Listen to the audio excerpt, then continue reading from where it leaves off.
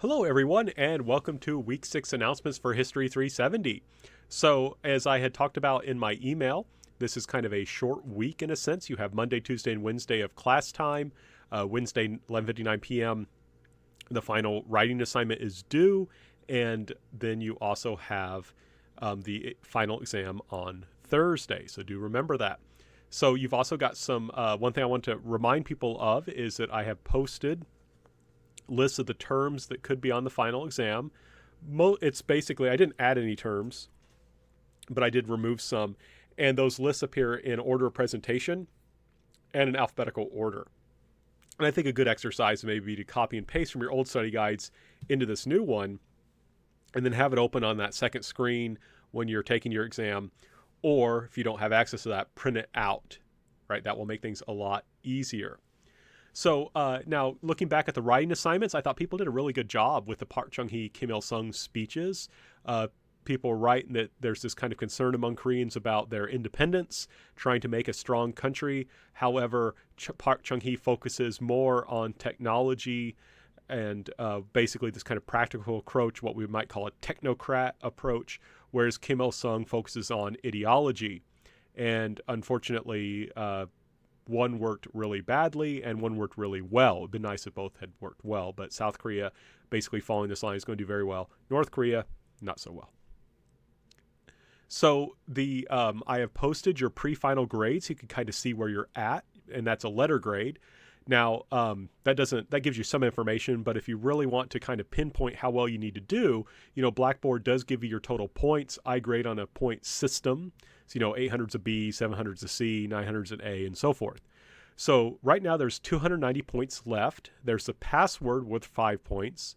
Writing assignment 6, which is worth 25 points. The final exam, which is worth 260 points.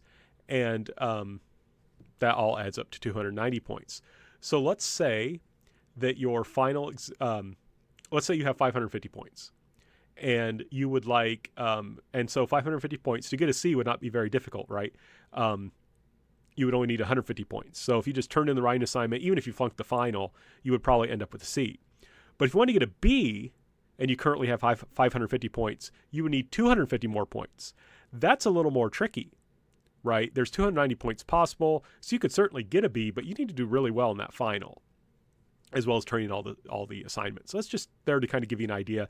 If you're mathematically challenged like me, I am happy to help you figure out where you're at. Now, I do need to remind people of my policy regarding grade appeals. So this is just straight from the syllabus. All appeals for changes to grades must be made in writing. Email is acceptable. Obviously, that's most likely how we would do it. Requests for individual bonus assignments, the reopening of old Blackboard quizzes, or a change of grade based on such reasons as a need for a certain GPA to maintain a scholarship are unjust to other students and will therefore be rejected. I do not give individual bonus assignments. Bonus assignments are given to everyone, so everyone has an equal chance to do well. Basically, if I give someone just an individual bonus assignment, it's just unfair to everybody else. And usually it's that student just wants it to get easy points, which doesn't make sense to me. So do keep that in mind. There were plenty of bonus assignments for this class. If you did them, that's great. If you chose not to, that was your choice. So just keep that in mind. So now one thing I will point out, the final exam is cumulative, and one reason I do that, of course, I want people to remember stuff that they learned, but also when it comes to grades, what that means is if someone does well on the cumulative final exam, I feel much more comfortable bumping them up. So let's say I have a student who would normally mathematically just get a C and like a high C, but they did really well in that final. They got a B on the final. I'm fine bumping them up to a B because it shows that they were able to get kind of a B level of knowledge in the end. So I don't mind that. However, if I have a student who has a C in the class and gets a D on the final, of course I'm not going to bump them up to a B. That doesn't make any sense, right? So it's really important if you're trying to raise your grade to do well on the final. The final is meant to be easy if you have been keeping up. If you've been doing those study guides, especially the terms, a lot of the questions are just simple identification of terms, so it shouldn't be too hard. Now, the upcoming videos, there's a few things I should say. So one video is Born Under the Red Flag. This covers basically Chinese history from 1976 to 1989. It's a bit long. It's almost 2 hours long. But I think it's interesting that the version that's online actually has Chinese subtitles. So someone thought that this was important enough that without being paid, they went through and made subtitles, right? And it's important because it shows the transition from what the Communist Party talks about. It's moved from a revolutionary party to a governing party, right? And it covers in particular the 1989 Tiananmen Square incident, which we also call the Tiananmen Democracy Movement. Basically, the decisions that are made during this time period between 1976 and 1989 have put China on a trajectory that it has maintained since then, which is what we might call red capitalism, which is market reforms under communist rule. And this currently, one reason I want to spend time on this, is being questioned and challenged in China by some people. And it's come up in Hong Kong. And if you've been watching the news at all, you may know there are protests that are becoming increasingly violent in Hong Kong over its relationship with mainland China and the desire for more democracy. And this is pretty serious stuff. So if you're not familiar with what's going on in Hong Kong, I would encourage you to Google Hong Kong protests, and you'll see some things that are interesting, and you can see why I would want us to spend so much time on this documentary. And part of that is because it interviews people. It talks to people who actually experience this thing. This is not a documentary where you have some professor explaining to you what's going on. You have people who actually experience these events talking about it. There are two documentaries on North Korea. The first is called A State of Mind. And it's really a brilliant kind of pun because it's talking in a sense about how North Korea uses ideology to govern, and also how it transforms people's minds in a particular way. Now, what really is striking to me, and one reason I use this documentary, is there are a lot of terrible documentaries on North Korea. And basically, they make North Koreans seem almost like aliens.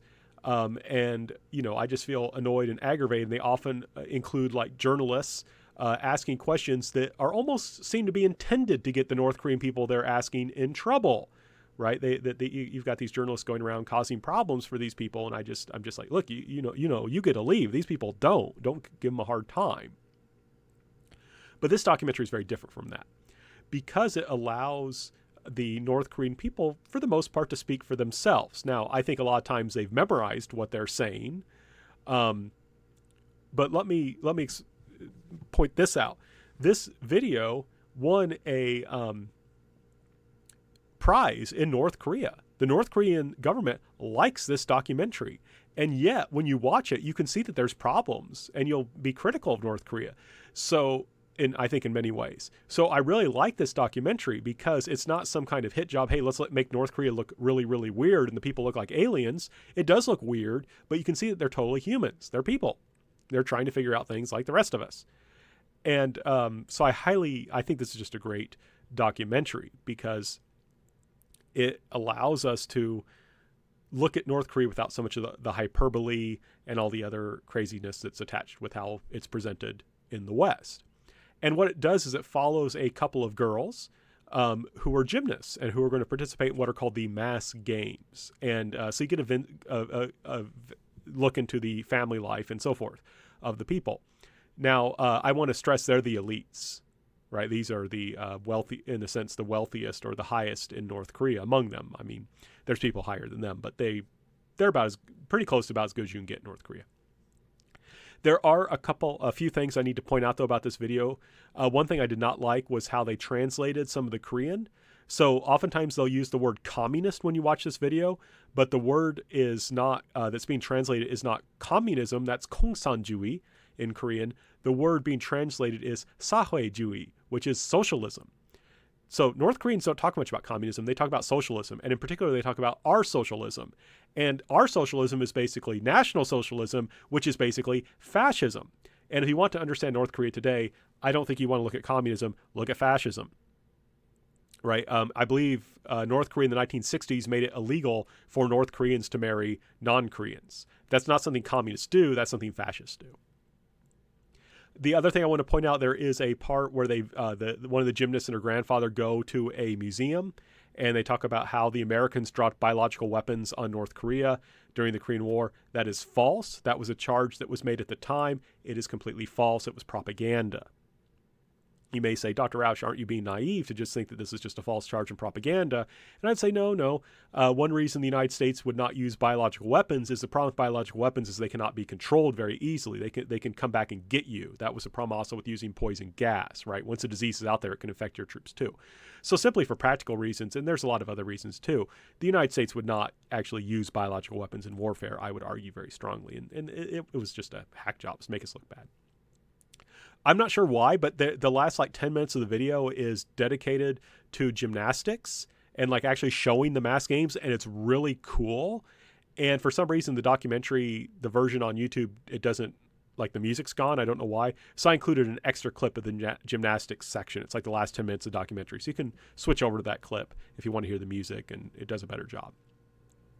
The other documentary is called Secret State of North Korea. This was made shortly after by PBS shortly after Kim Jong-un came to power.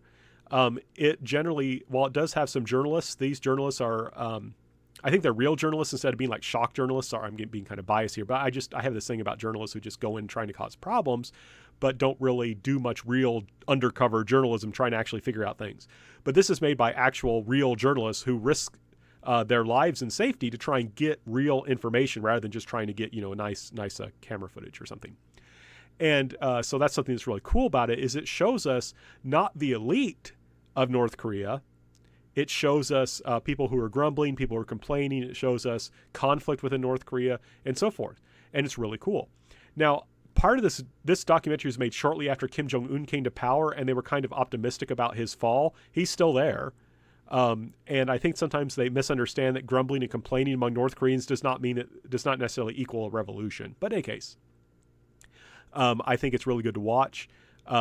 When I watched these two documentaries, even though it's about North Korea, it really made me feel like I was in South Korea. Even though there's a lot of differences, they're still Koreans. So I that's always really striking to me. Now, a couple things. One thing I also want to emphasize, so when I tallied up the amount of time that all these videos and things took, it actually took a bit over, I think about 15 minutes over what I would like. So what I decided to do was, instead of having the writing assignment be based on a reading, the writing assignment is based on the two North Korean documentaries, right? So you don't have to read anything other than the subtitles for the writing assignment. You just have to watch the two videos, and the writing assignment is based on those two North Korea video documentaries, The State of Mind and The Secret State of North Korea. Now, the one thing I don't like to end on too much of a depressing note. I want us to, North Korea is fairly depressing. So I decided to, the last documentary style video we would watch, not this is including my lectures, but something to kind of enjoy as kind of a break after watching North Korea, is a music video called Tayo. And Tayo is Filipino for stand up. And it's a video in which this really great Filipino singer, Sarah Geronimo, and she's also a good dancer. And my wife's a big fan, so I wanted to include her. She talks about how women should tayo, which means that they should stand up. They should not allow men in particular who have broken their hearts to hurt them, right? And my wife claims that that's the meaning. I think it means you're supposed to stand up for North Korea, because as you watch this video, the imagery is totally affected by North Korea, and it's funny in a sense. So I wanted to include that because it's a nice relaxing thing to see how even North Korea is having some pop culture influence, and it's, I think, an entertaining thing to watch. And in honor of that, the password is Tayo, Tayo. So if you send me the password by 11:59 p.m., you'll get those 5 points. So good luck with everything. Get me the password, which is Tayo, and let me know if you have any questions.